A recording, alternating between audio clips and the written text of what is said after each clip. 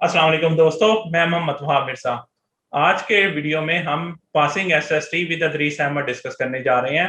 अदरीस अहमद साहब मेरे दोस्त हैं, जो है बचपन के।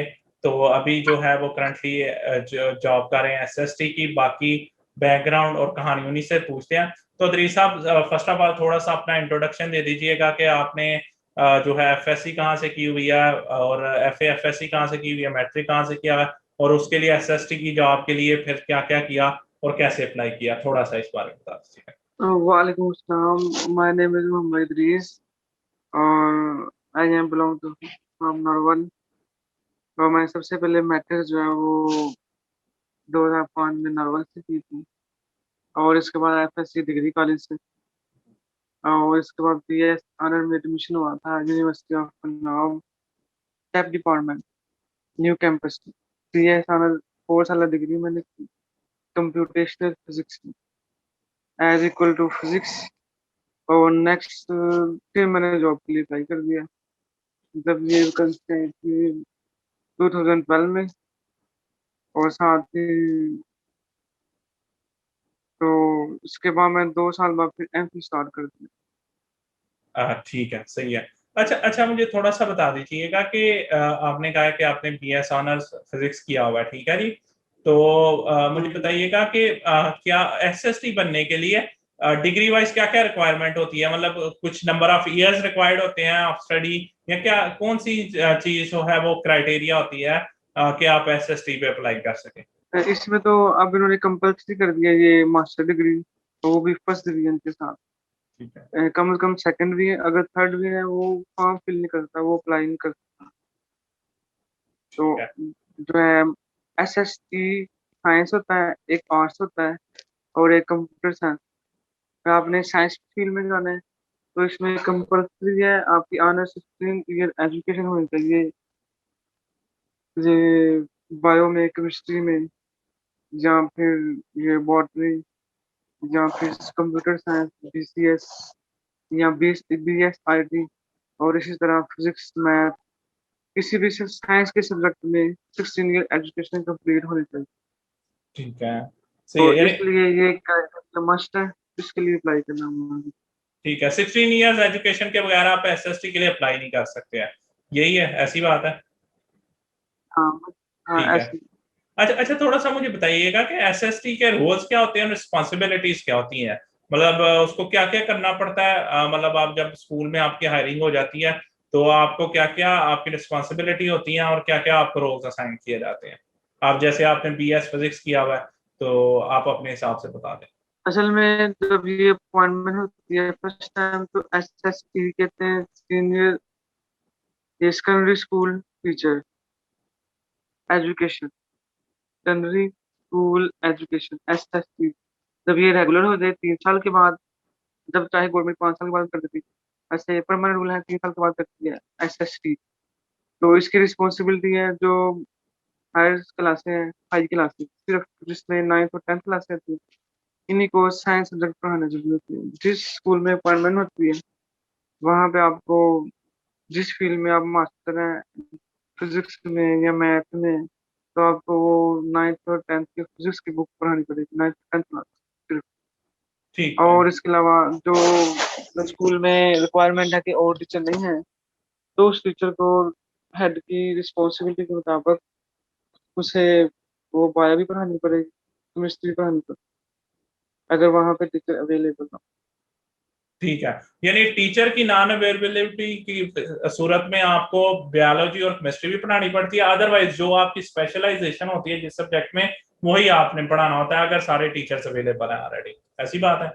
हाँ बिल्कुल अच्छा ऐसे अच्छा। ही। अच्छा, ऐसे ही। इस यहाँ से एक कंफ्यूजन मेरे माइंड में आती है जो हमारे होते हुए होता था, मुझे नहीं पता वो प्रॉब्लम स्टिल एग्जिस्ट करती है कि नहीं। तो किसी जमाने में जब हम पढ़ रहे होते थे तो इवन आर्ट्स के टीचर भी साइंस पढ़ाने आ जाते थे। तो आया अभी भी ऐसे ही है कि मतलब साइंस के आर्ट्स के टीचर जो है वो साइंस पढ़ाने आ जाते हैं, या अब वो जो है वो रूल खत्म हो गया, तो कम से कम साइंस का टीचर जरूर होना चाहिए to make them study the physics mathematics और whichever subject it is. पहले तो इतने पहले नंबर पे इतने ज्यादा टीचर पढ़ते नहीं थे, और जो वहाँ पे टीचर कम होते थे, अवेलेबल नहीं थे होते साइंस के, तो इसलिए जितने भी आर्ट्स के टीचर थे उनका एक्सपीरियंस भी ज्यादा होता था, इसलिए वो पढ़ाते हैं। अब भी हैं, कुछ स्कूलों में हैं कि जो ओल्ड टीचर हैं एसएससी आर्ट्स वाले, वो भी शायद के सब्जेक्ट पढ़ा रहे हैं क्योंकि उनका एक्सपीरियंस ज्यादा है, इस वजह से। वरना अब जो नए टीचर टीचर आ रहे हैं उनकी डिग्री भी हायर है और वो ज्यादा स्टडी की हुई है, और कुछ लोग वैसे भी टीचर ना या हेड उनसे कुछ क्वेश्चन पूछ लेता है और एक दो दफा क्लासेस देके देखते हैं, इसलिए उनको फिर सारी क्लास साइंस रखते हैं। New generation of education. ठीक है ये अभी भी यानी जिन स्कूल्स में कह सकते हैं कि कम है इनकी जो है स्ट्रेंथ, उसमें करना पड़ता है। अदरवाइज कोशिश यही है कि साइंस सब्जेक्ट जो है वो साइंस टीचर ही पढ़ाए, और इन वर्स्ट के जो है जिसे कहते हैं वर्स्ट केस में आर्ट टीचर साइंस पढ़ाता है, और बेस्ट पॉसिबल में यह है कि बीएस फिजिक्स वाला, बीएस ऑनर्स फिजिक्स वाला फिजिक्स पढ़ा रहा होता है, बीएस ऑनर्स बायोलॉजी वाला बायो पढ़ा रहा होता है। ऐसी बात। ठीक है हाँ जी। बिल्कुल ऐसे ही। ठीक है, तो इसके लिए एसएसटी बनने के लिए कोई एज रिक्वायरमेंट होती है मिनिमम या मैक्सिमम के ये एज होनी चाहिए तो आप एसएसटी के लिए अप्लाई कर सकते हैं, इस एज के बाद आप एसएसटी के लिए अप्लाई नहीं कर सकते हैं? वैसे 25 से लेके 20 ईयर से लेके 30 ईयर तक अप्लाई कर सकते हैं एक, और गवर्नमेंट की पॉलिसी के मुताबिक फिर 5 साल जो ना 5 ईयर ये रिलैक्सेशन दी गई है। ऐसे समझ लेके 35 ईयर मेल के लिए और फीमेल के लिए 38 है मैक्सिमम एज। ये अप्लाई करने की फर्स्ट कंडीशन है। और सेकंड में मास्टर डिग्री होनी चाहिए। और थर्ड पे इस दफा जो नई पॉलिसी आ रही है उसमें वो BEd education, bachelor education BEd करना मस्ट है। तो पिछले जितने भी टीचर हुए जॉब हुई है उनके लिए बीएड कंपल्सरी नहीं था, लेकिन उसके नंबर काउंट किए जाते हैं। तो उसके लिए सबसे पहले टेस्ट होता है। अब वो ऑनलाइन अप्लाई करें एनटीएस के थ्रू, और इसको हैंडल करता है डीईओ, डिस्ट्रिक्ट एजुकेशन ऑफिसर। ठीक है, फिर जो सही। एसएसटी होते हैं वो आगे फिर डीओ ऑफिसर है ना, सीईओ, सीईओ को एजुकेशन को भेजेंगे। ठीक है, सही है। तो उसमें टेस्ट का क्राइटेरिया है कि 90% उसके सब्जेक्ट वाइज होंगे। उसमें 60% जो ना वो सब्जेक्ट वाइज है। जिस फील्ड में सब्जेक्ट है, आप जिस तरह मैथ में उसके 60 नंबर आएंगे, एमसीक्यू उसके आएंगे। और बाकी 10 इंग्लिश के, और इस्लाम में पास कर देंगे 10, इस तरह 80। और 10 नंबर जो है वो कंप्यूटर के होंगे एमसीक्यू, और 10 जो है वो करंट अफेयर के होंगे। इस ठीक है, तरह ये एंट्री टेस्ट जो कंप्लीट कर लेता है, इसके बाद फिर इंटरव्यू, ठीक इसके है। बाद सिलेक्शन होता डन हो गया है। इसमें एसएसटी की। लिस्टिंग लगेगी फिर डिस्ट्रिक्ट वाइज। हाँ डिस्ट्रिक्ट वाइज सीटें होंगी। इस स्कूल में 2 सीटें हैं, इस स्कूल में 4 सीटें हैं। और जितने उसके हिसाब से फिर डिग्री वाइज का और इंटरव्यू और एनटीएस तीनों को कंबाइन करके उसके परसेंटेज बनेगी, परसेंटाइल। उसके मुताबिक फिर जितनी सीटें हैं, टॉप 2 है या 3 जो रैंकिंग बनेगा उसमें 3 टीचरों को जॉब मिलेगी। बाकी जो नीचे होते हैं वो एक्सपायर।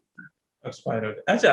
अच्छा, अब मुझे थोड़ा सा बताइएगा, आपने इधर ना बीएड की तरफ फोकस कराया कि पहले बीएड कंपलसरी नहीं था होता, लेकिन बीएड के नंबर जो है काउंट होते थे, तो अब जो है वो बीएड कंपलसरी हो गया, आगे जो स्ट्रेटजी आ रही है। तो मुझे बताएं कि हाँ बीएड में क्या ऐसा आपके ख्याल में यानी कि कराया जाता है जिसकी वजह से हुकूमत ने इस चीज को आप कंपलसरी करना समझा कि बीएड जरूर होना चाहिए? इसलिए भी उसमें बैचलर एजुकेशन सिर्फ बच्चों को लर्निंग असेसमेंट कैसे इनको पढ़ाना है, कैसे इनका टेस्ट लेना है, और उसके लिए कंपलसरी होता है। ये 1.5 साल कोर्स है। तो इससे पता चलता है कि क्लास में कैसे लेसन पे करना है, और कैसे बच्चे अचीव करेंगे, और हमारा गोल क्या होगा, और कैसे बच्चे जो है ना वो विलेज लेवल के बच्चे इसको कवर कर सकें सिलेबस को। ठीक है, सही है। इसलिए कंपलसरी करना। कंपलसरी कर दें। वरना अच्छा। सिंपल डिग्री वाले आज इतने टीचर आ रहे हैं वो अभी भी बीएड कम कर रहे हैं। उनको 3 ईयर का चांस दिया, वरना इसके बाद वो ना अपनी सर्विस से डिसमिस कर दे। ठीक है, ठीक है, सही है। तो आपने बीएड का तो बता दिया, और साथ में ये भी बताया कि एनटीएस का टेस्ट होता है इसके लिए, एसएसटी के लिए, जिसमें सब्जेक्ट्स की 60% मार्क्स होते हैं। फिर 20% आपने किसके कहा था, इंग्लिश के?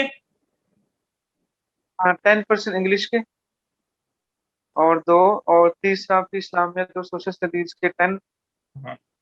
3 हो गए। जी जी। और नंबर 4 पे फिर कंप्यूटर साइंस, इसके ठीक। 10 मार्क्स, अच्छा, टोटल इसके 90 हो गए। टोटल 90 हो गए, और बाकी 10 मार्क्स जो है वो इंटरव्यू के होते हैं?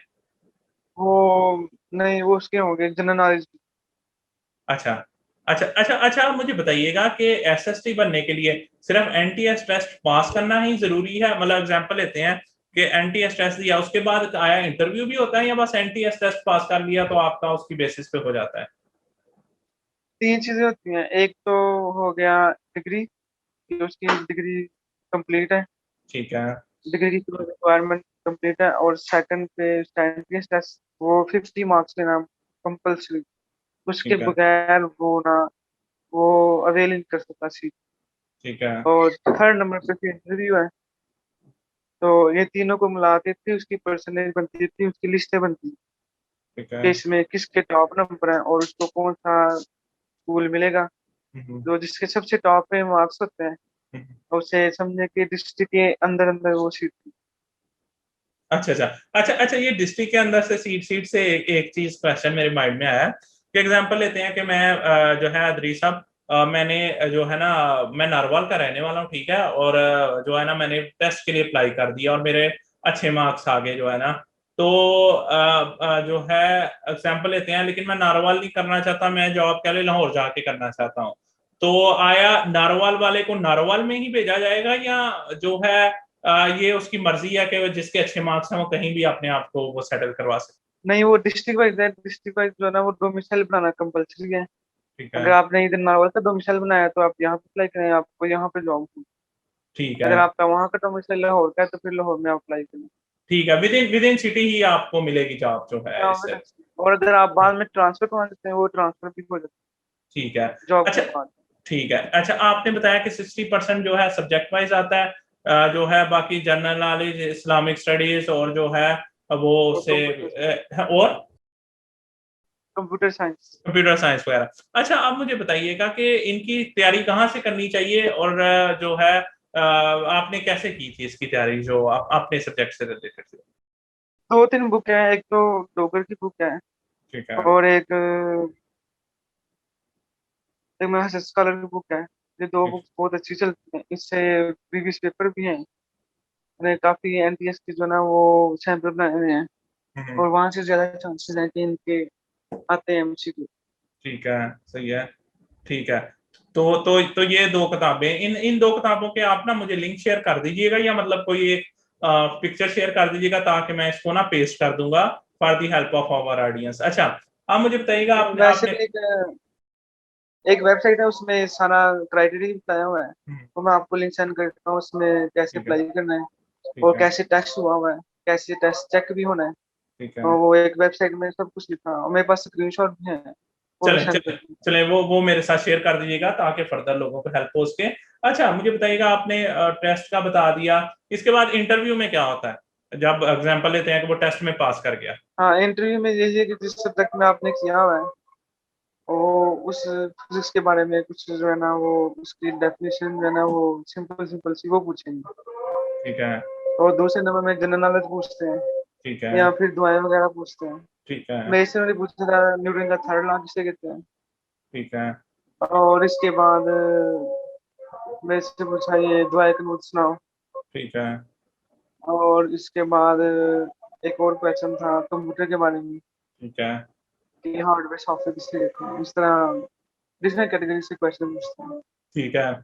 अच्छा अच्छा, किसी जमाने में हम सुनते होते थे कि जब क्या हुआ था कि शुरू में ना उन्होंने इंटरव्यू के मार्क्स ही फिक्स कर दिए थे कि यार 5 में से 4 तो आपने देने ही देने हैं जो है ना, तो जो है ना आया अब अभी भी भी वही। तकरीबन, हाँ अब भी ऐसे है, कईयों का अच्छा होता है, कईयों का नहीं अच्छा, लेकिन सबको 5 मार्क्स में से ना 3 4 सबको कंपल्सरी देते हैं, 3 या 4।